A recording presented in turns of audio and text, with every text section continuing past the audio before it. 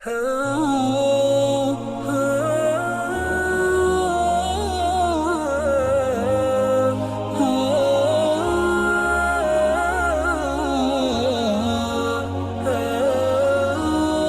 الرحمن الرحیم۔ ناظرین، سامعین، سوشل میڈیا موجود ہے اور سوشل میڈیا کے ذریعے سے لوگوں کو اپنا موقع ملتا ہے کہ وہ اس کا مثبت اور بہتر استعمال کر کے اپنی انفارمیشن میں اضافہ کریں، اور اس میں تین چیزیں ہوتی ہیں۔ ظاہر ہے کہ ایک کا تعلق دیکھنے سے ہے اور سننے سے ہے اور پڑھنے سے ہے، تو زیادہ ظاہر ہے کہ استعمال اس کا دیکھنے کے ساتھ اور پھر سننے کے ساتھ ہوتا ہے، اور اس تیسرے نمبر پہ جو ہے وہ پڑھنے پہ آتا ہے۔ تو لہذا اسی کے ذریعے سے نہایت ہی احترام کرتے ہوئے اور ہمارے واجب الاحترام علماء کرام سے عرض کرتے ہوئے پوچھنا چاہوں گا کہ اگر حضرت علی کا حکومت وقت سے اختلاف نہ تھا، بہت سے لوگ کہتے ہیں کہ ان کا تو آپس میں کوئی اختلاف نہیں تھا اور آپس میں ان کا کوئی مسئلہ نہیں تھا، یا آپ لوگوں نے خود بنا رکھا ہے، تو پھر اس سوال کا جواب عنایت فرمائیے۔ اگر حضرت علی کا حکومت وقت کے ساتھ اختلاف نہ تھا تو ان تینوں حکومتوں کے اندر، ان تینوں حکومتوں کے دور میں کسی جنگ میں حضرت علی شریک کیوں نہ ہوئے، جبکہ کفار سے جنگ کرنا بہت بڑی عبادت و سعادت ہے۔ ان تینوں حکومتوں کے اندر بہت ساری جنگیں ہوئیں نا، بہت ساری فتوحات ہوئیں، تو پوچھنا یہ ہے کہ ان تینوں ادوار کے اندر علی ابن ابی طالب ان جنگوں کے شریک کیوں نہ ہو، جبکہ کفار کے ساتھ جنگ کرنا جو ہے وہ نہایت ہی کیا ہے، سعادت ہے اور بہت بڑا جہاد ہے، تو اس میں حضرت علی علیہ السلام شریک کیوں نہ ہوئے؟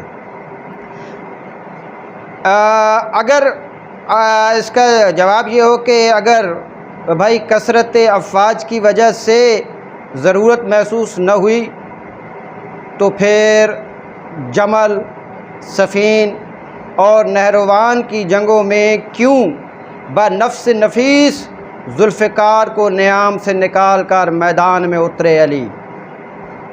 کیا حکومت نے سیف اللہ کا خطاب دینا کسی اور کو مناسب سمجھا، یا خالد بن ولید حضرت علی سے زیادہ شجاع اور بہادر تھے؟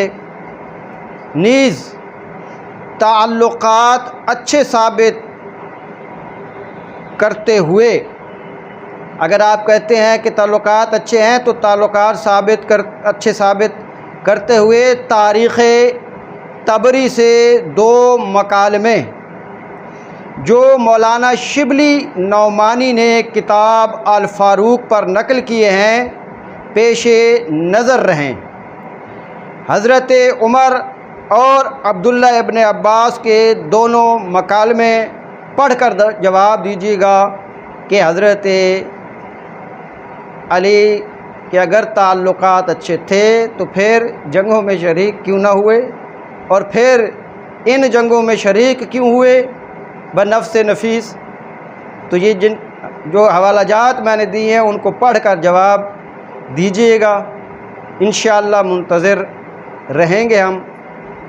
کوئی کسی بغض کی بنیاد پہ نہیں ہے، بلکہ ایک آپس میں تبادلہ خیال ہے، اور تاکہ جب ہم یہاں سے کچھ سوال کرتے ہیں وہاں سے جواب آتا ہے، تو اس جہان میں بسنے والے لوگ جو سن رہے ہوتے ہیں وہ یہ سوچنے پہ مجبور ہوتے ہیں، ان کو بیدار کرنا ہوتا ہے، شعور اور آگاہی دینی ہوتی ہے۔ تو جب شعور و آگاہی ان تک پہنچ جاتی ہے تو پھر وہ بہتر فیصلہ کر سکتے ہیں کہ حق کہاں ہے۔ حق کی تلاش تو ہر کسی کو ہے، دیکھنا ہے کہ حق کہاں ہے، جبکہ پیغمبر اکرم صلی اللہ علیہ وآلہ وسلم کہ یہ حدیث کتب اہل سنت اور کتب تشیع کے اندر موجود ہے کہ الحق ما علی و علی ما الحق، کہ حق علی کے ساتھ ہے اور علی حق کے ساتھ ہیں۔ تو اے یا اللہ حق کو ادھر موڑ دے جدھر علی ہے۔ تو اس کا مطلب یہ ہوا کہ جو بھی علی کے مقابلے پہ آئے، لازمی بات ہے کہ وہ حق پر نہیں تصور ہوں گے۔ علی اگر حق پر ہے اور علی کے مقابلے میں کوئی ہے تو وہ یقیناً حق پر تصور نہیں کیا جائے گا۔ لیکن اگر پھر بھی آپ جواب دینا پسند فرمائیں تو ہم منتظر رہیں گے۔ اور اختلاف ہے، صدیوں سے رہے گا۔ اختلاف کا مطلب قتل و غارت نہیں ہے، اختلاف کا مطلب ایک دوسرے پہ حملے کرنا نہیں ہے، اختلاف کا مطلب گالی اور گلوچ نکالنا نہیں ہے، بلکہ دلائل و برہان کے ذریعے سے اپنے موقف کو پیش کرنا، اور تاکہ لوگوں تک دونوں کا موقف آئے اور لوگ سوچیں سمجھیں کہ حق کہاں ہے، کیونکہ ابھی تو بہت سو کو معلوم ہی نہیں ہے اور ان کی تحقیق ہی نہیں ہے کہ حق کہاں ہے۔ اس لیے سوشل میڈیا نے یہ کام بڑا آسان کر دیا ہے اور حق تک پہنچنے کے راستے آسان کر دیے ہیں۔ اب کسی کا کوئی جھوٹ نہیں چلے گا، سچ پر مبنی بات ہوگی، اور جو بھی کرنا چاہے، اپنا موقف دینا چاہے تو ظاہر ہے کہ وہ عوام تک پہنچتا ہے، لوگوں تک پہنچتا ہے۔ لوگ سوچتے ہیں، فکر کرتے ہیں، موازنہ کرتے ہیں کہ حق کہاں ہے، تو وہ پھر حق کی جانب آ جاتے ہیں۔ اگر کوئی حق کی جانب نہیں بھی آتا تو بھی فرق اس لیے نہیں پڑتا کہ حق ہے، حق کو کوئی نقصان نہیں ہوگا۔ جو حق کی طرف نہیں آئے گا نقصان اسی کا ہونا ہے، کسی اور کا نہیں ہونا۔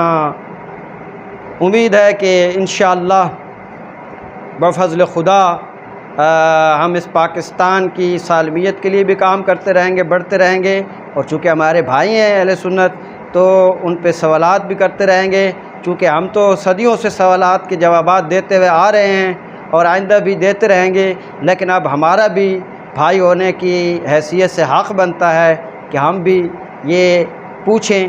تو ہمیں اگر بتایا جائے تو انشاءاللہ اگر اس میں کوئی صداقت ہوئی اور دلیل مضبوط ہوئی تو یقیناً ہم بھی اس دلیل کو مان لیں گے۔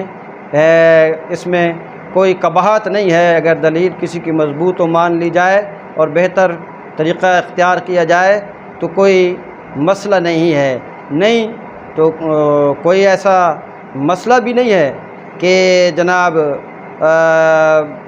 اگر اہل سنت میں سے کوئی اگر مثال کے طور پہ ہم پہ سوال کرتا ہے تو ہم تو بڑے مہذب انداز میں، پیارے انداز میں، اچھے انداز میں جواب دیتے ہوئے چلے آ رہے ہیں۔ صدیوں سے ہم پہ سوال ہوتے رہے ہیں اور مختلف انداز میں مختلف، اور ایسے سوالات تھے اور وہ پروپیگنڈے کے سوا کچھ نہیں تھے، جھوٹ اور تہمت کے سوا کچھ نہیں تھے، لیکن پھر بھی ہم نے واضح کیا اور شیعت کے روشن چہرے کو واضح کیا کہ شیعت کیا ہے، شیعت کسے کہتے ہیں، شیعہ کا مطلب کیا ہے۔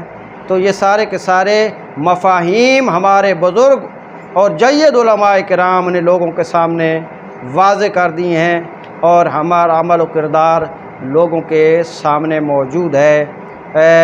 ہم کبھی بھی لڑائی کی بات نہیں کریں گے، جھگڑے کی بات نہیں کریں گے، فساد کی بات نہیں کریں گے، لڑانے کی بات نہیں کریں گے۔ یہ سوال پوچھنا چونکہ ایک حق ہے تو ہم اپنے حق کو استعمال کرتے ہوئے پوچھ رہے ہیں۔ آپ جواب دینا چاہیں تو دے سکتے ہیں، نہ دینا چاہیں تب بھی آپ کی مرضی ہے۔ وما علینا الا البلاغ۔ والسلام علیکم ورحمۃ اللہ وبرکاتہ۔